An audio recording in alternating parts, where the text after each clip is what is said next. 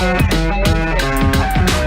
right, public service announcement before I get into getting answers to your immigration questions. Apparently, everybody went for tea while we were having tea time with Brad. We have a lot of open lines, so if you want to call right now, you can. 1-800-529-5465. The telephone number also that scrolls below your screen right there. That is the number not only for the law offices of Spar and Bernstein, but it is also the telephone number to get on our show. You can call me right now. We have a bunch of open lines. So if you do call, I think you'll get on. Let's go to Gustavo in Los Angeles, California. Gustavo. Hello, Brad. How you doing? Good. How are you? Good, good. This time I'm calling you, but to bring some good news finally, and also ask a question. Mm-hmm.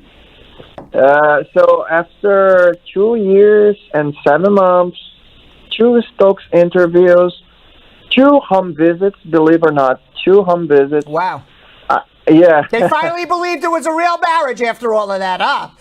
Yeah, exactly. Mazel tov. Very good, Gustavo. Congratulations. Yeah, so it's not 100% because I only got my I-130 approved after the interview, 1 day after the interview. Great.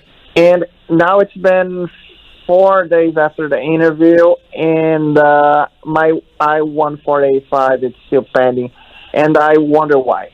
I don't know either. You got to give them at least 120 days.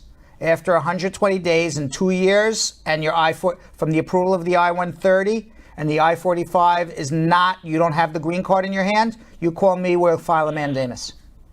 I see. But for example, because I have no criminal records, I have a good affidavit of support, I have medicals, my medicals are current.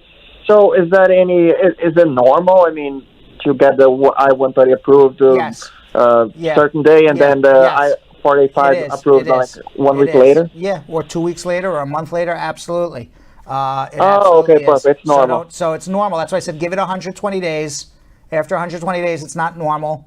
Why they do it that way? Why they don't just send the approvals together?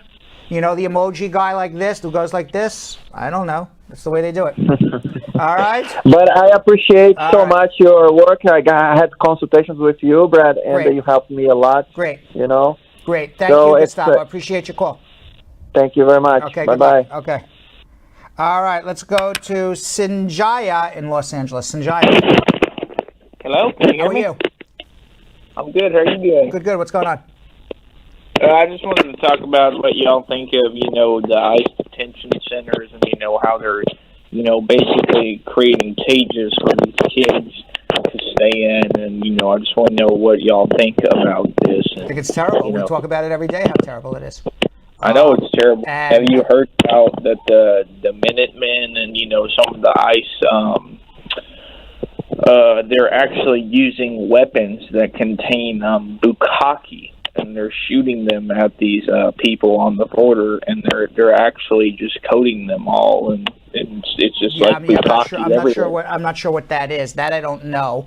I do know that families, based on a agreement with the government back from the 1990s all the way through Donald Trump, were not supposed to be in detention for more than 20 days. And as long as they didn't pose a threat, they were supposed to be released, waiting on their hearings. This is the first time ever that people are forced to stay on the other side of the border. It's against international treaties and human rights conventions to not allow somebody into your country to apply for refugee status. It's just completely inhumane. We can talk about it for hours. Thanks for watching. For more Brad Show Live, like and subscribe to our YouTube channel.